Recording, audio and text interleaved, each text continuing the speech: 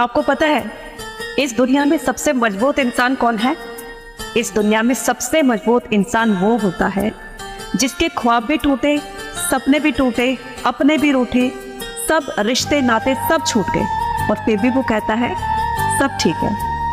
फिर मुस्कुराते हुए वो फिर से मेहनत करता है, अपने काम पर फोकस करता है, क्योंकि उसको यकीन है कि ये सभी मेरे अपने हो सकते हैं, ये सभी चीज़ें फिर से सही हो सकती हैं अगर मैं एक बार सफल हो गया तो, है ना।